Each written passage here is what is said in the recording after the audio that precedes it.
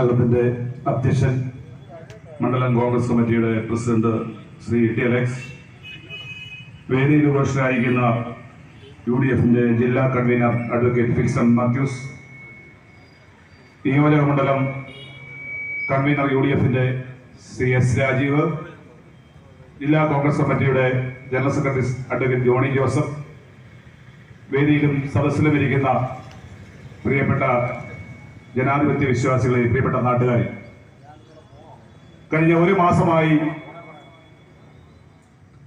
ഇങ്ങനെ ഒരു മീറ്റിംഗ് ഇവിടെ സംഘടിപ്പിക്കണമെന്ന് മണ്ഡലം നേതൃത്വം തീരുമാനിച്ച് ബഹുമാന്യായ MLA ശ്രീ തിരുവഞ്ചൂർ രാധാകൃഷ്ണനോട് സംസാരിക്കുകയും അതനുസരിച്ച് യൂത്ത് കോൺഗ്രസിന്റെ സംസ്ഥാന വൈസ് പ്രസിഡന്റ് ശ്രീ അബിൻ വർക്കി പരുത്തുംപാറ കവലയിൽ പ്രസംഗിക്കണമെന്ന ഞങ്ങളുടെ ആഗ്രഹം ഇന്ന് ഈ സമ്മേളനത്തോടെ പൂർത്തീകരിച്ചിരിക്കുകയാണ്.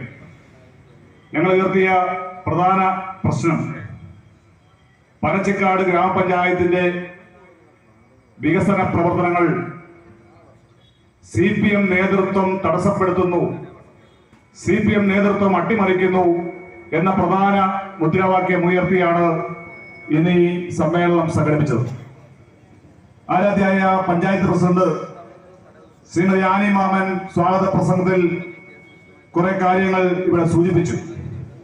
എന്നാൽ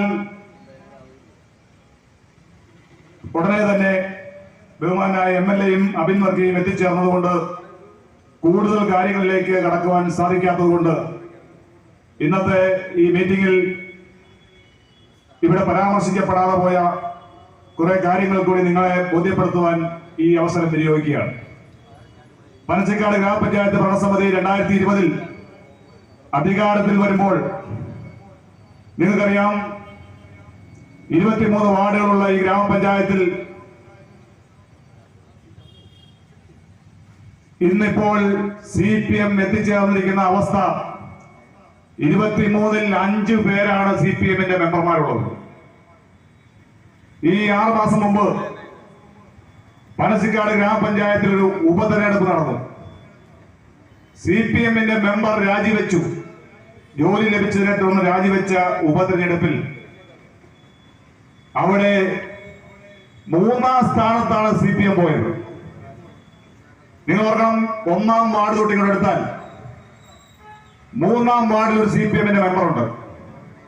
അതിനുശേഷം 4, 5, 6, 7, 8, 9, പിന്നെ വരണമെങ്കിൽ 10ാം വാർഡിലെത്തണം. പിന്നെ 13ാം വാർഡ് കഴിഞ്ഞാൽ പിന്നെ 19ാം വാർഡിലാണ് CPMന്റെ മെമ്പർ ഉള്ളത്. അപ്പൊ നിങ്ങൾ ഓർക്കണം, 35 വർഷം തുടർച്ചയായി അടക്കി വാണ ഒരു പഞ്ചായത്തിൽ ഇന്ന് CPMന്റെ അവസ്ഥ എവിടെ എത്തി നിൽക്കുന്നതെന്ന് നിങ്ങൾ ഓർക്കണം.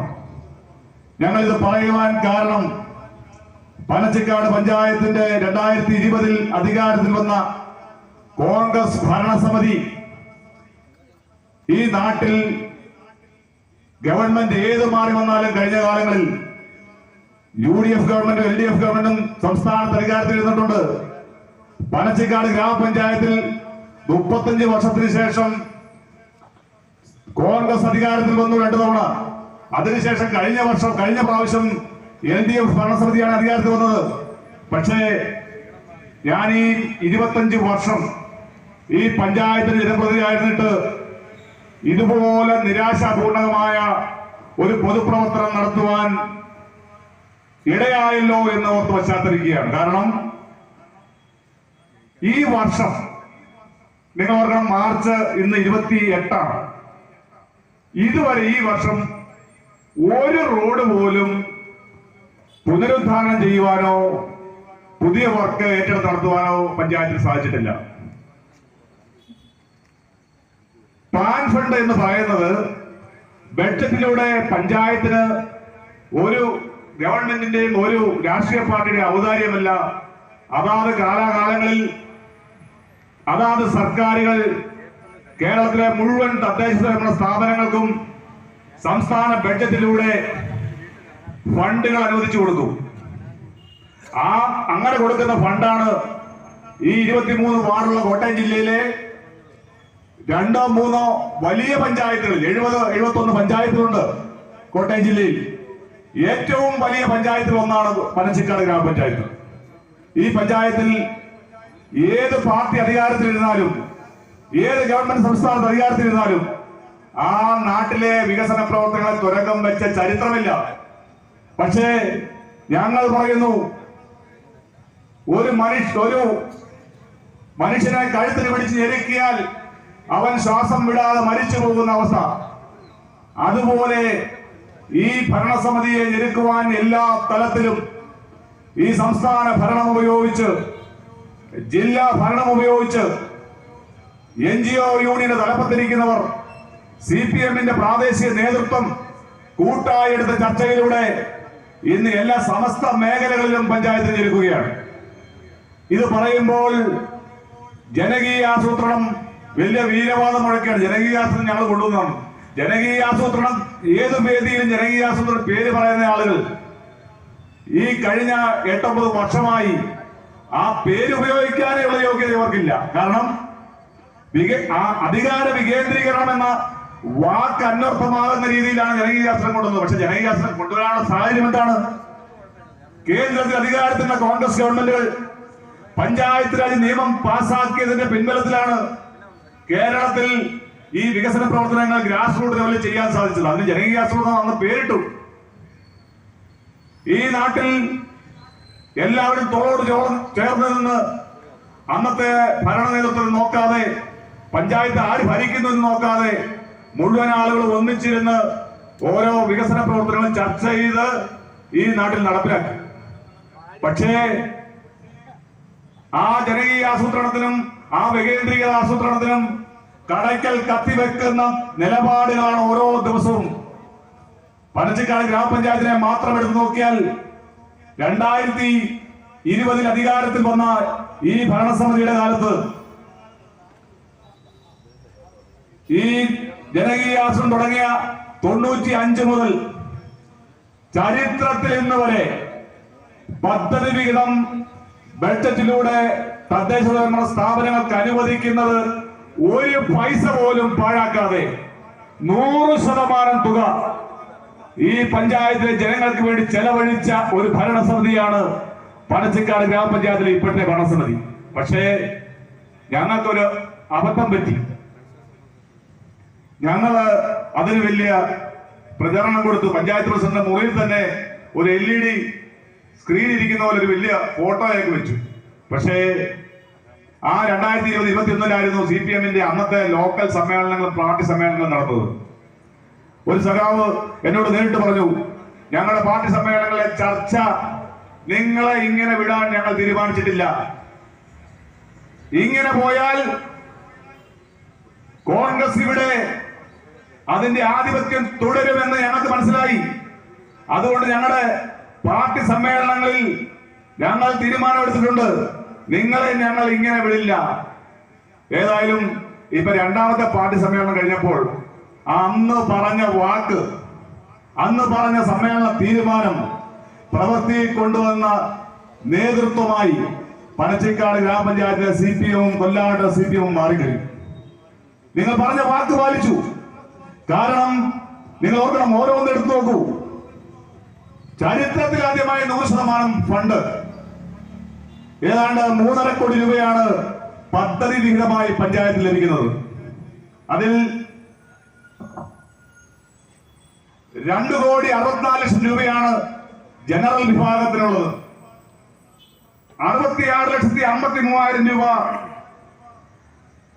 SC വിഭാഗത്തിനും 3,95,000 രൂപ ST വിഭാഗത്തിനുമായി ചെലവഴിക്കുന്നു. ഈ ജനറൽ വിഭാഗത്തെ മാത്രമല്ല ഞങ്ങൾ പരിഗണിച്ചത്, ഈ 3 വിഭാഗത്തെയും ഒരുപോലെ കയ്യിലെടുത്തുകൊണ്ട് അന്നത്തെ ആ വർഷം, ഈ ഭരണസമിതിയുടെ ആദ്യത്തെ വർഷം, ഈ 100% തുകയും ഈ നാട്ടിലെ ജനങ്ങൾക്ക് പ്രയോജനപ്പെടുത്തുവാൻ സാധിച്ച ഒരു ഭരണസമിതിയെ അന്നു മുതൽ ഇവിടുത്തെ രാഷ്ട്രീയ നേതൃത്വം കോൺഗ്രസ് ആണ് ഈ ഭരണസമിതിക്ക് നേതൃത്വം നൽകുന്ന ഒറ്റ കാരണത്താൽ ഞങ്ങളെ ദ്രോഹിച്ചുകൊണ്ടിരുന്നു. ഇന്നത്തെ CPM സംസ്ഥാന സെക്രട്ടറിയാണ് അന്നത്തെ തദ്ദേശ വകുപ്പ് മന്ത്രി. അദ്ദേഹത്തിന്റെ കയ്യിൽ നിന്ന് തൃശ്ശൂർ പോയി നമ്മുടെ ആരാധ്യയായ പഞ്ചായത്ത് പ്രസിഡന്റ് അവാർഡ് വാങ്ങി. എന്താണ് 100% തുക ചെലവഴിച്ച പഞ്ചായത്തിലുള്ള അവാർഡ് വാങ്ങിയ പഞ്ചായത്താണത്. ഈ MV ഗോവിന്ദൻ മാസ്റ്റർ എന്നാണ് അന്ന് അവാർഡ് ഏറ്റുവാങ്ങിയത്. അന്നത്തെ പഞ്ചായത്ത് സെക്രട്ടറിയും പഞ്ചായത്ത് പ്രസിഡന്റോട് നേരിട്ട് എന്നാണ് അവാർഡ് വാങ്ങിയത്. രണ്ടാമത് മന്ത്രി VN വാസവനിൽ നിന്ന് ഏറ്റുമാനൂരിൽ പോയി പഞ്ചായത്ത് പ്രസിഡന്റ് ഞാനും ഞങ്ങൾ എല്ലാവരും ഭരണസമിതി ഒന്നടങ്കം ചെന്നു. മികച്ച ജൈവ പഞ്ചായത്തായി ജൈവ കൃഷി മികച്ച പഞ്ചായത്തായി തെരഞ്ഞെടുത്ത പനച്ചിക്കാട് പഞ്ചായത്തിന്റെ അവാർഡ് വാസവനിൽ നിന്ന് ഏറ്റുവാങ്ങി ഞങ്ങൾ. ഈ പഞ്ചായത്തിൽ ഹരിതകർമ്മസേനയുടെ പ്രവർത്തനം വളരെ മികച്ച രീതിയിൽ മുമ്പോട്ട് പോയി. ജില്ലയിൽ തന്നെ ഏറ്റവും കൂടുതൽ യൂസർ ഫീ വാങ്ങുന്ന ഒരു പഞ്ചായത്തായി അന്നത്തെ ജില്ലാ ഭരണ നേതൃത്വത്തിൽ നിന്ന് ഞങ്ങൾ അവാർഡ് ഏറ്റുവാങ്ങി.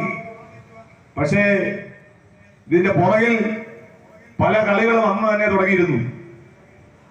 അതിനുശേഷം ഇവിടെ പ്രസിഡന്റ് സൂചിപ്പിച്ചു, ഈ പഞ്ചായത്തിനെ എങ്ങനെ ഞെരുക്കാം, എങ്ങനെ കൈകാര്യം ചെയ്യാമെന്ന് അവർ തീരുമാനമെടുത്തു. ഞാൻ ഈ കാര്യം പറയുമ്പോൾ എനിക്ക് ഓർമ്മ വരുന്നത് ഇന്നത്തെ മുഖ്യമന്ത്രി സംസ്ഥാന CPM സെക്രട്ടറി ആയിരുന്നപ്പോൾ പത്രസമ്മേളനത്തിൽ ഒരു വാചകം പറഞ്ഞു, ഈ പാർട്ടിയെ പറ്റി നിങ്ങൾക്കൊരു ചുക്കും അറിയില്ല. ഈ പാർട്ടിയെ പറ്റി നിങ്ങൾക്കൊരു ചുക്കും അറിയില്ല. കാരണം നമ്മൾ പ്രതീക്ഷിക്കുന്നത് നമ്മളൊക്കെ പ്രതികരിച്ചതുപോലെ പ്രവർത്തിച്ചതുപോലെയൊക്കെയാണ് ഈ നാടിന്റെ വികസനത്തെ ഇവർ കാണുന്നതെന്നാണ്. കാരണം ഇവിടെ തിരുവഞ്ചൂർ രാധാകൃഷ്ണൻ റവന്യൂ വകുപ്പ് മന്ത്രിയായിരുന്നു, ആഭ്യന്തര വകുപ്പ് മന്ത്രിയായിരുന്നു, പല വകുപ്പുകളും അദ്ദേഹം ആ വർഷം കൈകാര്യം ചെയ്തു. ആരാധനായ കേരളത്തിന്റെ മുഖ്യമന്ത്രി യശസ്വരനായ ഉമ്മൻചാണ്ടി സാർ എല്ലാ സഹായവും നൽകി. ഞാൻ അവർക്ക് നിന്നും ഈ പഞ്ചായത്തിൽ 6 കോടി രൂപ ഈ പഞ്ചായത്തിന്റെ ഗ്രാമീണ റോഡുകൾക്ക് വേണ്ടി, 6 കോടി എന്ന് പറയുമ്പോൾ 600 ലക്ഷം രൂപയാണ്. അതായത് രാഷ്ട്രീയം നോക്കാതെ മതം നോക്കാതെ ചെന്ന ആളുകളുടെ ആവശ്യത്തിനനുസരിച്ച് തീരുമാനമെടുത്ത ഒരു മന്ത്രിയായിരുന്നു നമ്മുടെ MLA. 6 കോടി രൂപ ചെലവഴിച്ച് നമ്മുടെ നാട്ടിലെ മുഴുവൻ ഗ്രാമീണ റോഡുകളും അന്ന് അദ്ദേഹത്തിന് മുമ്പിൽ വന്ന മുഴുവൻ ഫയലുകളിലും ഒപ്പിട്ട് നാടിന്റെ വികസന പ്രവർത്തനം അനുകൂലമാക്കിയ തൂലിക ചലിപ്പിച്ച വ്യക്തിയാണ് ശ്രീ തിരുവഞ്ചൂർ രാധാകൃഷ്ണൻ. അതിനുശേഷം ഈ പഞ്ചായത്തിൽ 2021 കേന്ദ്ര ഗവൺമെന്റിന്റെ ഒരു പദ്ധതി, കേന്ദ്ര ഗവൺമെന്റ് പറഞ്ഞാൽ 50% തുക കേന്ദ്ര ഗവൺമെന്റ്, അതായത് നമ്മുടെ പനച്ചിക്കാട് ഗ്രാമപഞ്ചായത്ത് പ്രദേശം ഏറ്റവും കൂടുതൽ കുടിവെള്ള ക്ഷാമം രൂക്ഷമായി നേരിടുന്ന പ്രദേശമാണ്. കുടിവെള്ള ക്ഷാമം രൂക്ഷമായി നേരിടുന്ന പ്രദേശത്ത് ഇന്ത്യ ഒട്ടാകെ നടപ്പാക്കാൻ പോകുന്ന ഒരു പദ്ധതി ജൽജീവൻ മിഷൻ പദ്ധതി.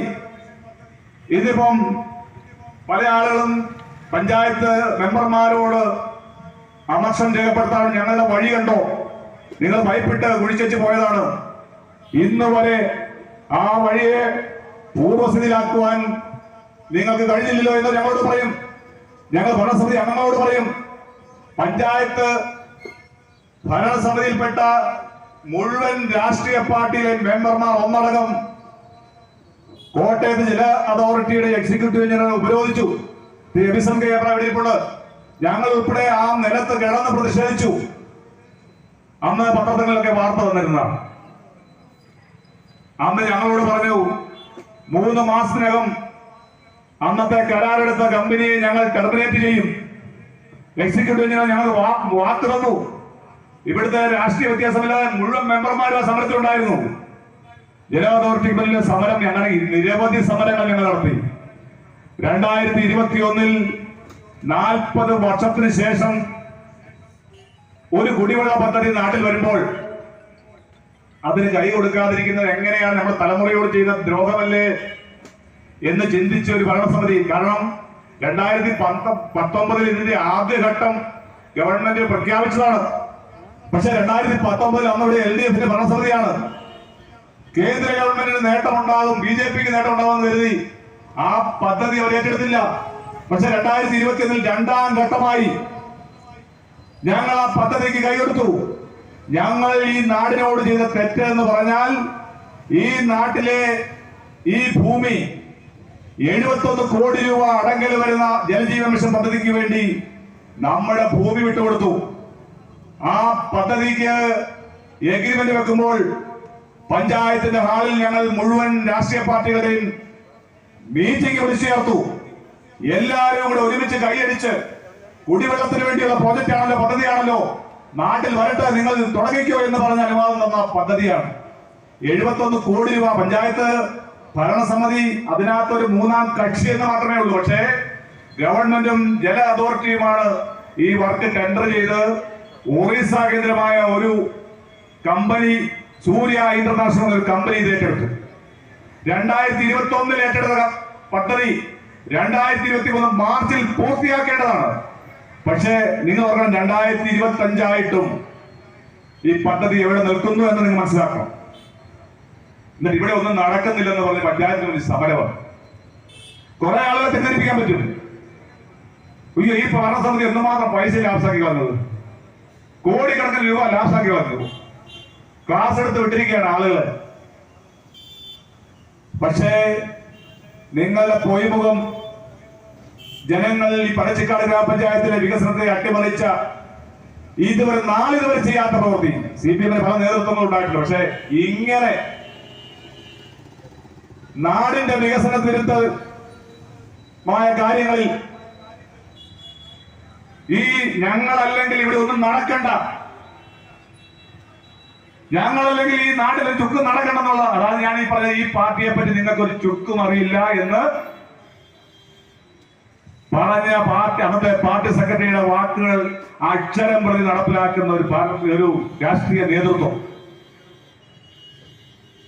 20 കോടി രൂപ പൊട്ടിപ്പൊളിച്ച റോഡുകൾ, അതായത് പൈപ്പിടാൻ പൊളിച്ച റോഡുകൾ പഴയ സ്ഥിതിയിലാക്കാൻ ഈ എഗ്രിമെന്റിൽ തന്നെ വ്യവസ്ഥയുണ്ട്.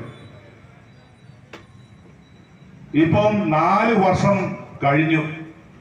ഞങ്ങളിവിടെ വഴിയുമില്ല വെള്ളവുമില്ല എന്ന് ഒരു മുദ്രാവാക്യം ഉയർത്തിയിട്ടുണ്ട്. ഞങ്ങൾ ഈ പറയുന്ന കാര്യത്തിൽ എന്തെങ്കിലും വ്യക്തത വേണമെങ്കിൽ ഞങ്ങളിൽ രേഖയുണ്ട്. ആ രേഖ തരാം. ജലജീവൻ മിഷൻ പദ്ധതി അട്ടിമറിച്ചു, എന്നിട്ട് പഞ്ചായത്തിൽ ഒന്നും നടക്കുന്നില്ല. വഴിയെല്ലാം ഞങ്ങൾ ജനകീയാസൂത്രകാലത്ത് ചെയ്ത വഴി മുഴുവൻ പൊട്ടിപ്പൊളിച്ചത്. 6 കോടി രൂപ UDF ഗവൺമെന്റ് കാലത്ത് നല്ല രീതിയിൽ കിടന്ന റോഡുകൾ മുഴുവൻ ജനത്തിന് കുടിവെള്ളം കിട്ടട്ടെ എന്നുള്ള പ്രതീക്ഷയിൽ പൈപ്പ് ഇടാൻ വേണ്ടി കുഴിച്ചാണ്. ഇന്നിപ്പം 2-3 വാർഡുകളിൽ മാത്രമാണ് പൈപ്പ് ഇടാനുള്ളത്. പക്ഷേ സർക്കാർ ഫണ്ട് കൊടുക്കാത്തത് മൂലം നിങ്ങൾക്കറിയാം, തുരുത്തിപ്പള്ളിയിൽ നിന്ന് നിങ്ങൾ നെല്ലിക്കൽക്കവലേക്ക് പോകുമ്പോൾ, അല്ലെങ്കിൽ നെല്ലിക്കൽ നിന്ന് ഭാഗത്തേക്ക് പോകുമ്പോൾ നമ്മുടെ ഈ വർക്കെടുത്ത കമ്പനിയുടെ ഒരു വർക്ക് സൈറ്റ് ഉണ്ട്. അവരുടെ തുരുമ്പിച്ച് കിടക്കുന്ന ഉപകരണങ്ങൾ, ജനറേറ്ററുകൾ, മണ്ണുമാന്തി യന്ത്രങ്ങൾ, കോൺക്രീറ്റ് മിക്സർ മെഷീനുകൾ, കോൺക്രീറ്റ് ഡ്രില്ലർ മെഷീനുകൾ, അങ്ങനെ നിരവധിയായ ഉപകരണങ്ങൾ തുരുപിടിച്ചു പോകുന്നത് കാണണം. നമ്മുടെ വീട്ടിൽ ഒരു സൈക്കിൾ വാങ്ങിയാൽ അത് തുരുപിടിച്ചു പോകാൻ നമ്മൾ സമ്മതിക്കില്ല. നിങ്ങൾ ഓർക്കണം, ലക്ഷക്കണക്കിന് കോടിക്കണക്കിന് രൂപയുടെ ഉപകരണങ്ങൾ അവിടെ തുരുമ്പടിച്ച് നശിച്ചു പോകുന്നൊരവസ്ഥ. കാരണം ഞങ്ങൾ അന്വേഷിച്ചപ്പോൾ ഈ കരാറെടുത്ത കമ്പനിക്ക് പാർട്ട് ബില്ല് പോലും കൊടുക്കുന്നില്ല ഗവൺമെന്റ്. ഫണ്ട് കൊടുക്കാതെ അവർക്ക് എങ്ങനെ മുമ്പോട്ട് പോകാൻ പറ്റും? അവർ പറയും, ഞങ്ങൾ ഫണ്ട് കിട്ടിയാൽ ഞങ്ങൾ ജോലി ചെയ്യാൻ തയ്യാറാണ്. ഞങ്ങൾ ഇവിടെ പറയുന്നു, ഇതിനെതിരായി ഇനിയും പഞ്ചായത്ത് ഭരണസമിതിക്ക് നീങ്ങാനുള്ളത് കോടതിയെ മാത്രം സമീപിക്കുക എന്നുള്ളതാണ്. ഞങ്ങൾ ഇനി മുമ്പോട്ട് ഈ നാട്ടിലെ നിയമവ്യവസ്ഥയെ സമീപിച്ചുകൊണ്ട് 2 വർഷത്തെ കാലാവധി കൊണ്ട് പൂർത്തിയാക്കേണ്ട ജലജീവൻ മിഷൻ പദ്ധതി 4 വർഷമായിട്ടും ഈ നാടിനോട് ചെയ്യുന്ന ദ്രോഹം. എന്നിട്ട് വീട് കയറി പറയുകയാണ് മറ്റുള്ള പഞ്ചായത്തിലൊക്കെ വർക്ക് നടന്നുകൊണ്ടല്ലോ. ഇവിടെ ഇത് പറയുക, ഇതിന്റെ പുറകിൽ ഈ പണി മുഴുവൻ ചെയ്തിട്ട് വീടുകളിൽ ദൂരം കയറി ഇറങ്ങി പറയുക മറ്റുള്ള പഞ്ചായത്തിലെല്ലാം പണി വർക്ക് നടക്കുന്നുണ്ടെന്ന്. ഞാൻ സൂചിപ്പിച്ചത് 2 ദിവസം കഴിഞ്ഞാൽ ഈ മാസം, ഈ സാമ്പത്തിക വർഷം അവസാനിക്കുകയാണ്. ഈ വർഷത്തെ ഒരു റോഡ് പോലും ടെൻഡർ ചെയ്ത് വർക്ക് നടത്തുവാൻ ഞങ്ങളെ കൊണ്ട് സാധിച്ചിട്ടില്ല. കാരണം 1 വർഷമായി അസിസ്റ്റന്റ് എഞ്ചിനീയർ പഞ്ചായത്തിലില്ല, 6 മാസമായി ഓവർസിയർമാരില്ല. എങ്ങനെ മുമ്പോട്ട് പോകും? ടെക്നിക്കലായിട്ട് കാര്യങ്ങൾ അറിയാവുന്ന ഉദ്യോഗസ്ഥരില്ലെങ്കിൽ ഒരു പഞ്ചായത്ത് പ്രസിഡന്റ് എങ്ങനെ മുമ്പോട്ട് പോകാൻ പറ്റും? 1.5 മാസം 2 മാസം ആ ഓഫീസ് അടച്ചുപൂട്ടി. അസിസ്റ്റന്റ് എഞ്ചിനീയർ ഇല്ലാതെ ഒരു ബില്ല് പോകത്തില്ല, ഒരു ടെൻഡർ ചെയ്യാൻ പറ്റില്ല. ഞങ്ങൾ മുട്ടാത്ത വാതിലുകളില്ല. പണ്ടൊക്കെ നേരത്തെയൊക്കെ നമ്മുടെ നേതാക്കന്മാരെ സമീപിച്ച അതിനൊരു പരിഹാരമാണ് ഏത് കാര്യത്തിനും. പക്ഷെ ഇപ്പൊ ആരെ കാണാൻ എവിടെ പറഞ്ഞിട്ട കാര്യം? ഉദ്യോഗസ്ഥന്മാരെ കാണുമ്പോൾ പഞ്ചായത്ത് പ്രസിഡന്റ് ഫോൺ ചെയ്ത് മന്ത്രിയുടെ പ്രിൻസിപ്പൽ സെക്രട്ടറി വിളിക്കുന്നു, മന്ത്രിയുടെ ഓഫീസിൽ ബന്ധപ്പെടുന്നു. അയ്യോ അങ്ങനെയാണോ പ്രസിഡന്റ്? എന്നാ പിന്നെ ഞങ്ങൾ ഉടനെ തന്നെ കൈകാര്യം ചെയ്തു തരാമെന്നാണ് ഫോണിൽ പറഞ്ഞത്. പക്ഷേ ആ തീരുമാനം ജില്ലാ തലത്തിലെത്തുമ്പോൾ NGO യൂണിയൻ ഇടപെടുകയാണ്. പനച്ചിക്കാട് ഗ്രാമപഞ്ചായത്ത് ഭരിക്കുന്ന കോൺഗ്രസ് ആണ്. അവിടെ കാര്യം നടക്കണമെന്ന് ഞങ്ങൾക്ക് ആഗ്രഹമില്ല. അവിടുന്ന് പ്രത്യേക നിർദ്ദേശമുണ്ട്. അവിടെ ഉദ്യോഗസ്ഥരെ കൊടുക്കേണ്ട കാര്യമില്ല. നിങ്ങൾ മനസ്സിലാക്കണം, ഇതാണ് നടക്കുന്നത്. അങ്ങനെ അസിസ്റ്റന്റ് എഞ്ചിനീയറും ഓവർസിയർമാരും ഇല്ലാതെ നാട്ടിലെ പൊതുമരാമത്ത് വേലകൾ എങ്ങനെ നടക്കും? ഞാൻ ഈ പറയുന്നത് കേൾക്കുന്ന ആളുകൾ നിങ്ങൾ മനസ്സിലാക്കണം. കാരണം നിരാശ കൊണ്ട് അതുപോലെ ഇത്രയും വർഷം ഞങ്ങൾ ഈ പൊതുപ്രവർത്തന മണ്ഡലത്തിൽ നിന്നിട്ട് ഇതുപോലെ ഒരവസ്ഥ ഉണ്ടായിട്ടില്ല. ഒരു പഞ്ചായത്തിൽ ഒരു വർഷത്തെ പദ്ധതിക്കകത്തെ പൊതുമരാമത്ത് വേലകളിൽ ഒരെണ്ണം പോലും ഈ മാർച്ച് 30-നകം ചെയ്യാൻ ഞങ്ങൾക്ക് സാധിക്കുന്നില്ല എന്ന് പറഞ്ഞാൽ നിങ്ങൾ ഞങ്ങളെ പഴിച്ചോളൂ. പക്ഷേ ഇതിന്റെ പിന്നിലെ ചേതോവികാരം, ഇതിന് പിന്നിലെ പ്രേരക ശക്തി ഈ ജലജീവൻ മിഷൻ അട്ടിമറിക്കുന്ന ഈ പാർട്ടി, പഞ്ചായത്തിന് പദ്ധതികൾ അട്ടിമറിക്കുന്ന പാർട്ടി. അതുകൂടാതെ തന്നെ എല്ലാ വർഷവും ഞാൻ സൂചിപ്പിച്ചതുപോലെ ബഡ്ജറ്റിലൂടെ നാട്ടിലെ പഞ്ചായത്തിലെ റോഡുകൾ മെയിൻ്റെനൻസ് ചെയ്യാൻ ഫണ്ട് അനുവദിക്കും. ഞാൻ ആദ്യം സൂചിപ്പിച്ച ഔദാര്യമല്ല ഇത്. അങ്ങനെ അനുവദിക്കുന്ന ഫണ്ടിൽ ഞങ്ങൾ ഇവിടെ എഴുതി വെച്ചിട്ടുണ്ട്, റോഡ് മെയിൻ്റെനൻസ് ഫണ്ടുകൾ കഴിഞ്ഞ 3 വർഷമായി വെട്ടിക്കുറച്ചത് ഈ വർഷത്തിൽ ഉൾപ്പെടെയാണ് 4 കോടി രൂപയാണ്, 400 ലക്ഷം രൂപ. ഒരു വശത്ത് ജലജീവൻ മിഷൻ പദ്ധതിയുടെ പൈപ്പ് പൊട്ടിച്ച് അവിടെ കുഴി എടുത്ത് പൈപ്പ് ഇട്ടതിന് ശേഷം ആ റോഡുകൾ റീസ്റ്റോർ ചെയ്യാൻ അനുവദിക്കുന്നില്ല. മറുവശത്ത് റോഡ് മെയിൻ്റെനൻസ് ചെയ്യാൻ അനുവദിക്കുന്ന ഫണ്ടുകൾ വെട്ടിക്കുറയ്ക്കുന്നു. കഴിഞ്ഞ വർഷം 1.5 കോടി രൂപ വെട്ടിക്കുറച്ചു. പദ്ധതിയെല്ലാം ആദ്യം ബഡ്ജറ്റിലൂടെ ഒരു തുക അനുവദിക്കും. ഞങ്ങൾ അതനുസരിച്ച് പദ്ധതിയെല്ലാം രൂപപ്പെടുത്തി എല്ലാ നടപടികളും ഗ്രാമസഭകളും പൂർത്തിയാക്കി എസ്റ്റിമേറ്റ് എടുത്ത് ലാസ്റ്റ് ടെൻഡർ DPC അംഗീകാരം വാങ്ങി ടെൻഡർ നടപടി ചെയ്യുവാൻ പത്രപരസ്യം നാളെ കൊടുക്കാൻ ഒരുങ്ങുന്നതിന് പിറ്റേ തലേ ദിവസം ഒരു ഉത്തരവ് വരികയാണ്. ആ പരിപാടി ചീഫ് എഞ്ചിനീയറുടെ ഉത്തരവാണ്. മെയിൻ്റനൻസ് റോഡ് ഫണ്ടുകൾ നിർത്തിവെക്കണം, ആ പദ്ധതി നിർത്തിവെക്കണം. ചില അഴിച്ചുപണികൾ ആവശ്യമാണ്. പദ്ധതി നിർത്തിവെച്ചു. 1 മാസം അനങ്ങാതിരുന്ന് 1 മാസം കഴിയുമ്പോൾ അടുത്ത ഉത്തരവാണ് 1.5 കോടി രൂപ മെയിൻ്റനൻസ് ഫണ്ട് അനുവദിച്ചിൽ വെട്ടിക്കുറച്ചിരിക്കുന്നത് പനച്ചിക്കാട് പഞ്ചായത്തിൽ. എങ്ങനെ കാര്യങ്ങൾ നടക്കും? അങ്ങനെ നിരവധിയായ കാര്യങ്ങൾ. എന്നിട്ട് അസിസ്റ്റന്റ് എഞ്ചിനീയറില്ല, ഓവർസിയർമാരില്ലാത്ത പഞ്ചായത്തിൽ പെർമിറ്റ് കൊടുക്കുന്നില്ല, പദ്ധതി നടത്തുന്നില്ല എന്ന് പറഞ്ഞ് പഞ്ചായത്ത് വലിയ സമരമാണ്.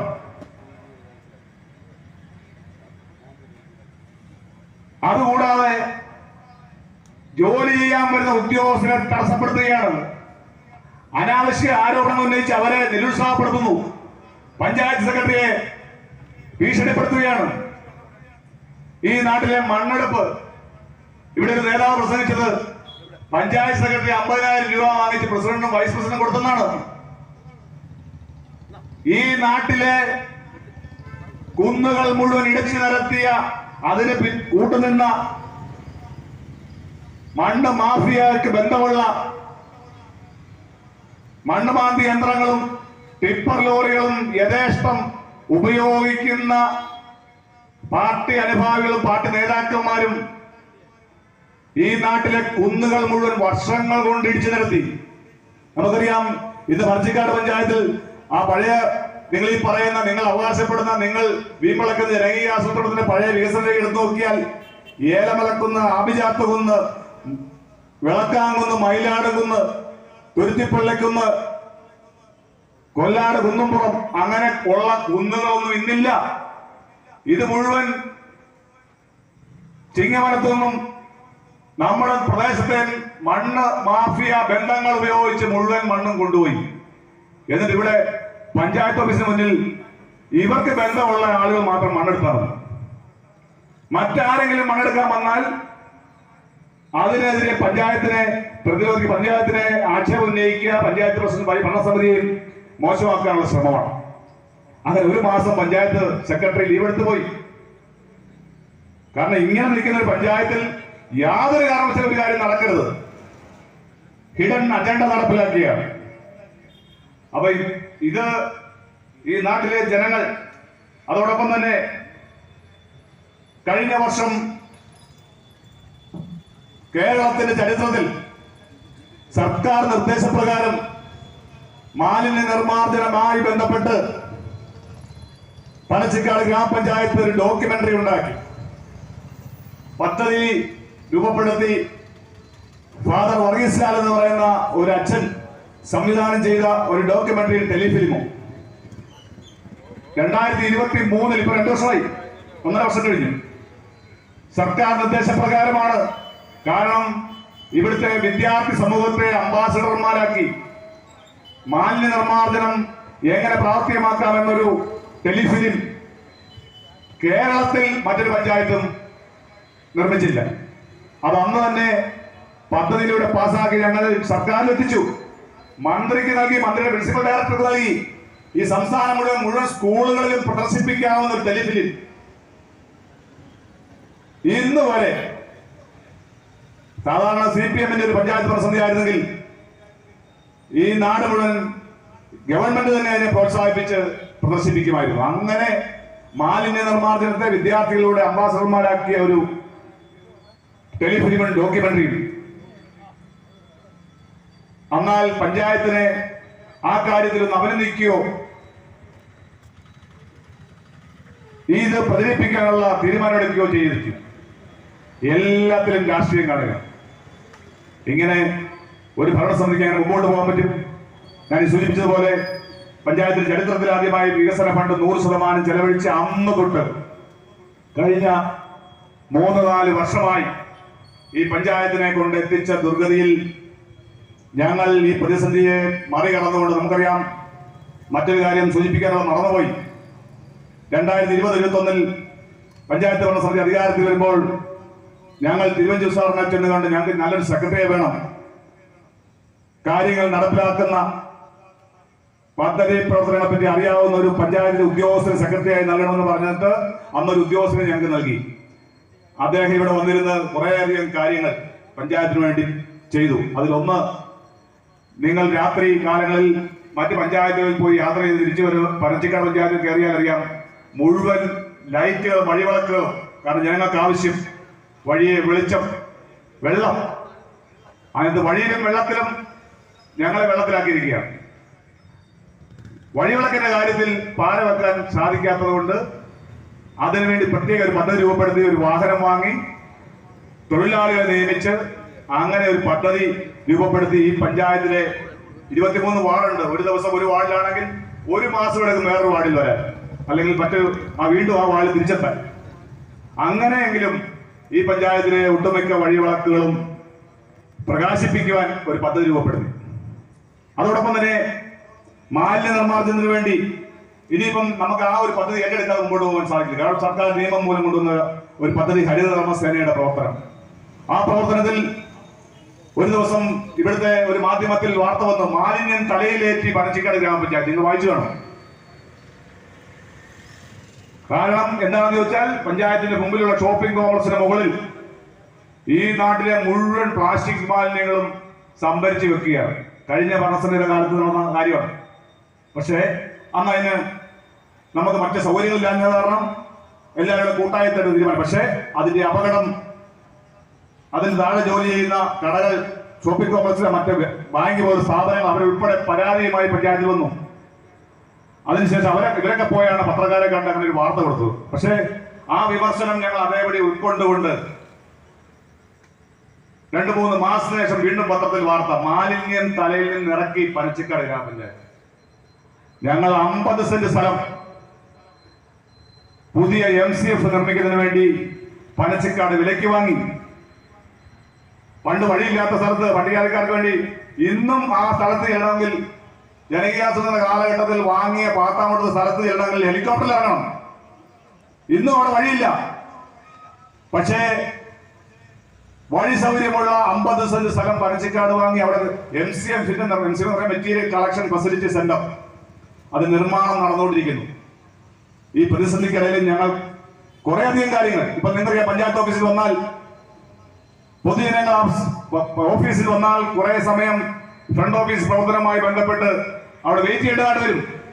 അവിടെ ഒരു വെയിറ്റിംഗ് ഏരിയ ക്രമീകരിച്ചു. അത് AC റൂമാക്കി പബ്ലിക്കിന് വന്ന് ഇരിക്കാൻ. അവിടെ പഞ്ചായത്ത് ഭരണസമിതി ഞങ്ങളുടെ ഒരു റൂമൊന്നും AC അല്ല, പൊതുജനങ്ങൾക്ക് ഇരിക്കുക